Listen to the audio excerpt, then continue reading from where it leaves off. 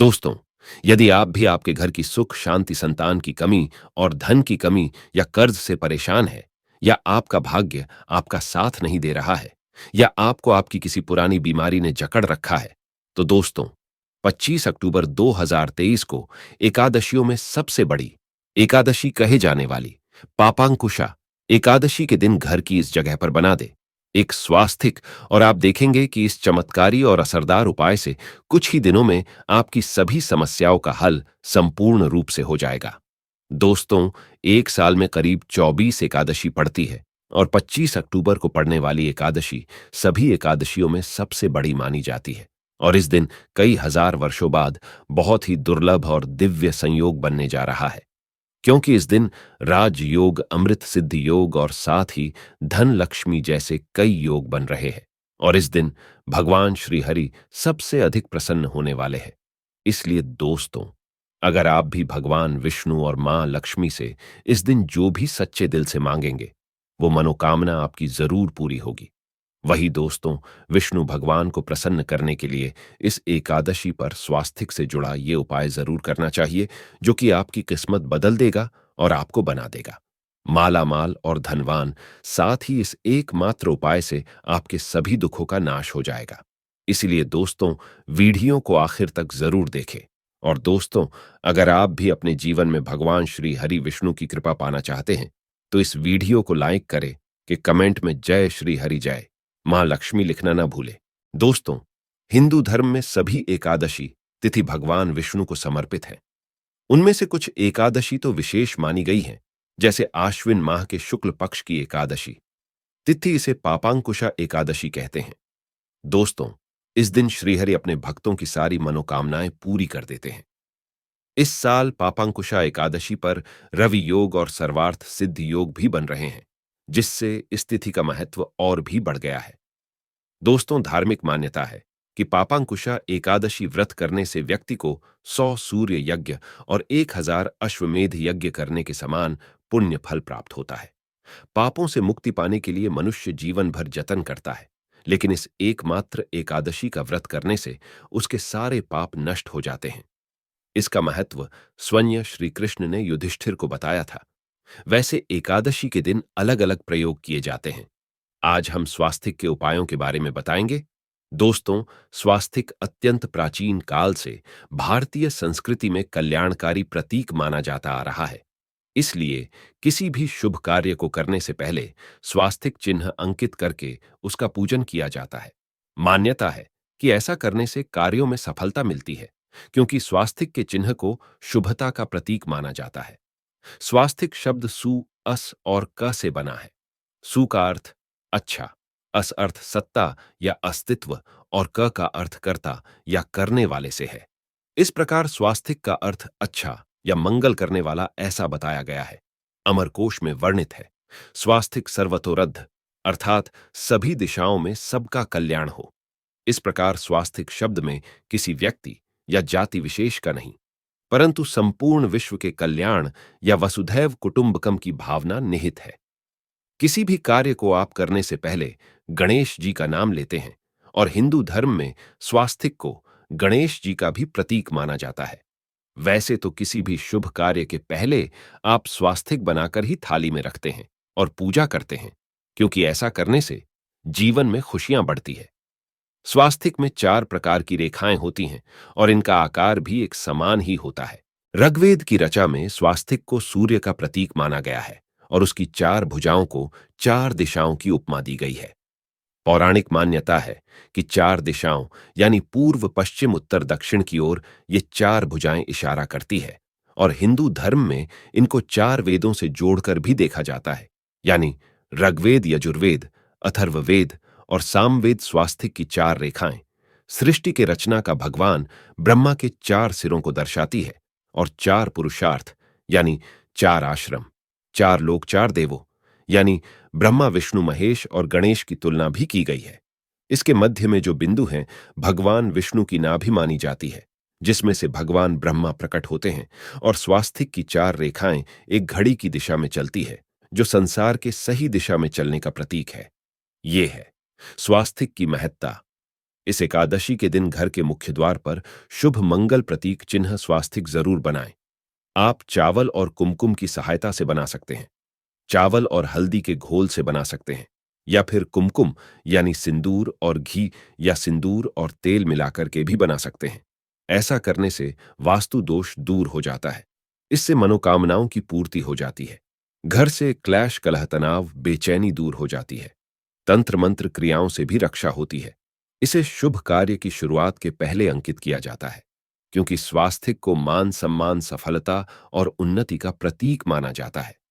स्वास्तिक हर दिशा से देखने पर एक ही समान लगता है।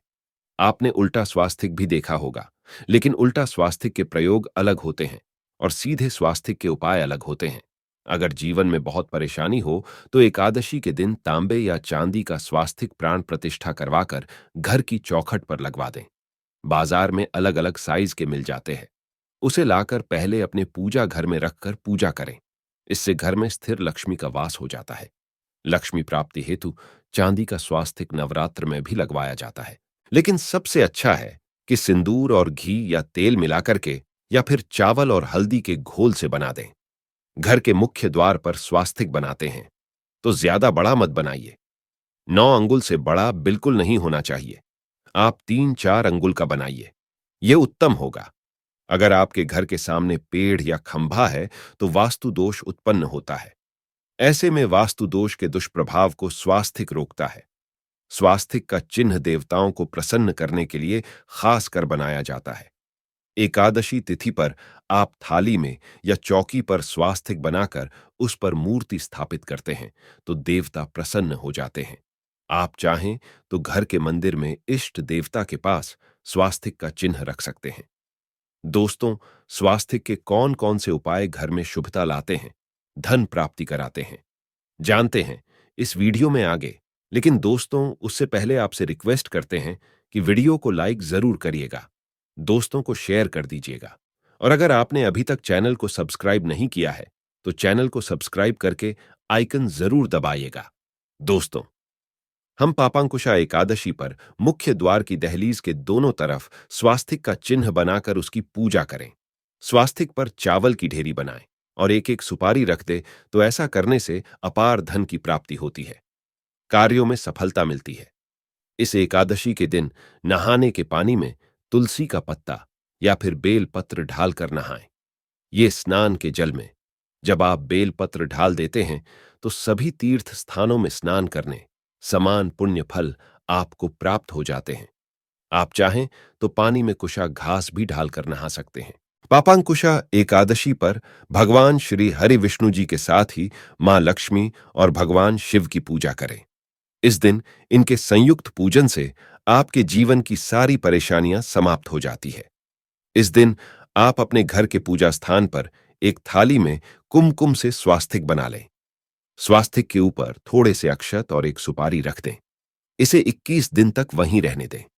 बाद में सुपारी को उठाकर गणेश जी की मूर्ति के पास रख दें।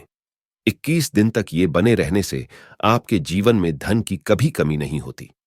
इस एकादशी पर आप ये उपाय कर लेंगे तो लंबे समय तक ये आपको लाभ देता रहेगा। पितरों की कृपा पाने के लिए भी स्वास्तिक काम आता है। इसके लिए स्वास्तिक का चिन्ह घर के मुख्य द्वार के बाहर गोबर से बनाना चाहिए। इससे घर में सुख शांति रहती है, पितरों की कृपा बरसती है। दोस्तों, कहा जाता है कि एकादशी के दिन पीपल के झड़ में अगर एक लौटे जल में एक चुटकी काले तिल और थोड़ी सी शक्कर ढालकर जल अर्पित करें तो इससे पितृदेव की विशेष कृपा मिलती है और धन लक्ष्मी भी प्रसन्न हो जाती है। धन दौलत, सुख, समृद्धि, यश, मान सम्मान में वृद्धि होती चली जाती है। अगर आपकी कोई विशेष मनोकामना है तो उस मनोकामना की पूर्ति के लिए आप एक विशेष उपाय कर सकते हैं। दोस्तों को कई बार लंबे समय तक हम किसी मनोकामना को लेकर चलते हैं, अनेक प्रयासों के बाद भी वह पूर्ण नहीं हो पाती। ऐसे में एकादशी के दिन आप आसपास के किसी भी मंदिर में जाकर मंदिर की दीवार पर सिंदूर से उल्टा स्वास्तिक बना दें। मनोकामना पूर्ति की प्रार्थना भगवान से करें, वो अवश्य पूर्ण हो जाएगी। और जब आपकी मन्नत पूरी हो जाए तो जाकर वहीं पर सीधा स्वास्तिक बना दें और भगवान को धन्यवाद दें। इस एकादशी पर भगवान श्री हरि की जब आप पूजा करेंगे तो उन्हें 2 हल्दी की गांठें जरूर अर्पित कीजिए। और बाद में उस हल्दी की गांठ को पीले कपड़े में लपेटकर तिजोरी में रख दें। धन की मुश्किलें दूर होंगी। अगर आपने पहले से ही हल्दी की गांठ रखी हुई है, तो उसको ही पूज कर आप फिर से रख सकते हैं। एकादशी पर विष्णु जी की पूजा में उन्हें केसर कमल का पुष्प, केला, गेंदे का पुष्प आदि अर्पित करें। जिस थाल को आप गन्ने से बजाएंगे, उस थाल में भी सिंदूर से एक स्वास्तिक का चिन्ह जरूर बना ले। उस स्वास्तिक के दोनों तरफ दो खड़ी रेखाएं भी बनाएं। फिर उस थाली को बजाते हुए प्रभु को जगाएं। मंगलाचार कीजिए। ये स्वास्तिक का चिन्ह आपके जीवन की सारी परेशानियों को दूर करेगा, जीवन में खुशियां लाएगा। पापांकुशा, एकादशी के दिन आप विशेष मंत्रों का जाप अवश्य करें। आप ओम ब्रिम बृहस्पतये नमः इसका जाप कर सकते हैं, या फिर विष्णु जी के महामंत्र ओम नमो भगवाते वासुदेवाय का, या ओम नमो नारायणाय, या फिर ओम ग्राम ग्रीम ग्रोम साहा गुरुवे नमः, इसमें से किसी भी मंत्र का जाप कर सकते हैं। जो भी मंत्र आसान लगे उसका जाप कर ले। पापांकुशा एकादशी के दिन अपनी मनोकामनाओं की पूर्ति के लिए ये एक विशेष उपाय कर सकते हैं। आप तुलसी में जब जल अर्पित करेंगे, तब एक लौटे में जल लेकर उसमें एक चुटकी हल्दी, 2-4 बूंद दूध, थोड़ी सी मिश्री और एक चुटकी अक्षत ढालकर ही अर्पित करें, और शाम के समय तुलसी के समक्ष घी का दीपक जरूर जलाएं।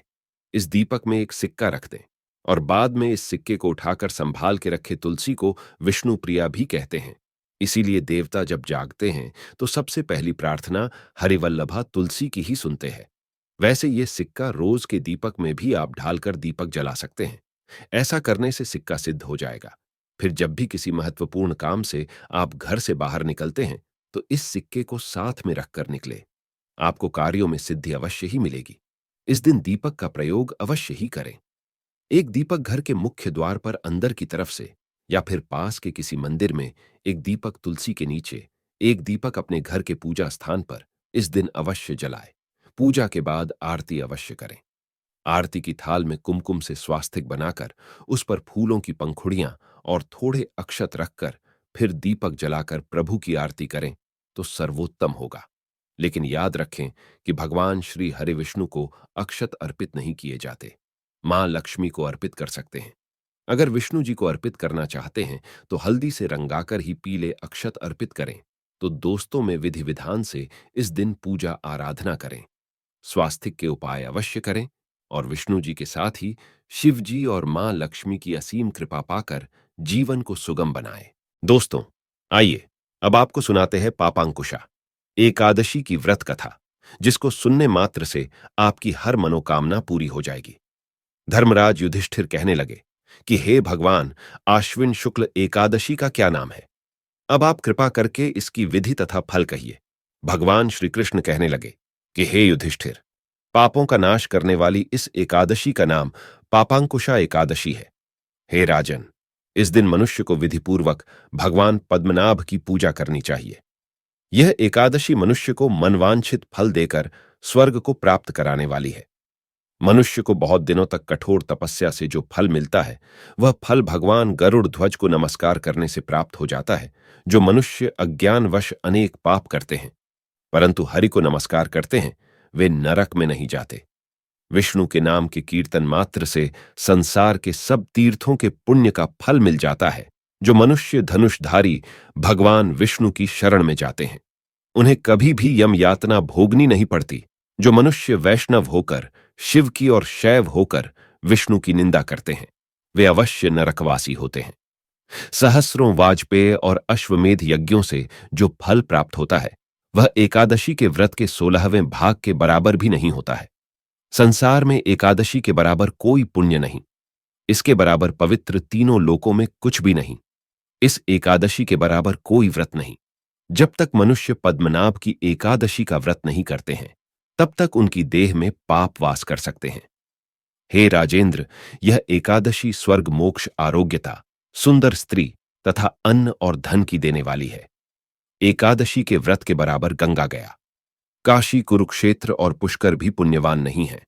हरिवासर तथा एकादशी का व्रत करने और जागरण करने से सहज ही में मनुष्य विष्णु पद को प्राप्त होता है। हे युधिष्ठिर, इस व्रत के करने वाले 10 पीढ़ी मातृपक्ष, 10 पीढ़ी पितृपक्ष, 10 पीढ़ी स्त्री पक्ष तथा 10 पीढ़ी मित्र पक्ष का उद्धार कर देते हैं। वे दिव्य देह धारण कर चतुर्भुज रूप हो, पीतांबर पहने और हाथ में माला लेकर गरुड़ पर चढ़कर विष्णुलोक को जाते हैं। हे नृपोत्तम, बाल्यावस्था, युवावस्था और वृद्धावस्था में इस व्रत को करने से पापी मनुष्य भी दुर्गति को प्राप्त न होकर सद्गति को प्राप्त होता है। आश्विन मास की शुक्ल पक्ष की इस पापांकुशा एकादशी का व्रत जो मनुष्य करते हैं, वे अंत समय में हरिलोक को प्राप्त होते हैं तथा समस्त पापों से मुक्त हो जाते हैं। सोना, तिल, भूमि, गौ, अन्न, जल, छतरी तथा जूती दान करने से मनुष्य यमराज को नहीं देखता। जो मनुष्य किसी प्रकार के पुण्य कर्म किए बिना जीवन के दिन व्यतीत करता है, वह लोहार की भट्टी की तरह सांस लेता हुआ निर्जीव के समान ही है। निर्धन मनुष्यों को भी अपनी शक्ति के अनुसार दान करना चाहिए तथा धन वालों को सरोवर, बाग, मकान आदि बनवाकर दान करना चाहिए। ऐसे मनुष्यों को यम का द्वार नहीं देखना पड़ता तथा संसार में दीर्घायु होकर कुलीन और रोग रहित रहते हैं। प्राचीन समय में विंध्य पर्वत पर क्रोधन नामक एक बहेलिया रहता था। वह बड़ा क्रूर था। उसका सारा जीवन पाप कर्मों में बीता। जब उसका अंत समय आया तो वह मृत्यु के भय से कांपता हुआ महर्षि अंगिरा के आश्रम में पहुंचकर याचना करने लगा, हे ऋषिवर, मैंने जीवन भर पाप कर्म ही किए हैं। कृपा कर मुझे कोई ऐसा उपाय बताएं जिससे मेरे सारे पाप मिट जाएं और मोक्ष की प्राप्ति हो जाए। उसके निवेदन पर महर्षि अंगिरा ने उसे पापांकुशा एकादशी का व्रत करके को कहा। महर्षि अंगिरा के कहे अनुसार उस बहेलिये ने पूर्ण श्रद्धा के साथ यह व्रत किया और किए गए सारे पापों से छुटकारा पा लिया। तो दोस्तों, यह थी पापांकुशा एकादशी से जुड़ी सभी महत्वपूर्ण जानकारियां और उपाय जिनको आपको इस बार जरूर करना चाहिए। तो दोस्तों, आपको जानकारी कैसी लगी हमें कमेंट में जरूर बताइएगा। वीडियो अच्छा लगा हो तो वीडियो को लाइक, शेयर और चैनल को सब्सक्राइब करना ना भूलिएगा। आप सभी के मंगल की कामना करते हुए मिलते हैं अगली वीडियो में। धन्यवाद। जय श्री हरि विष्णु, जय मां लक्ष्मी।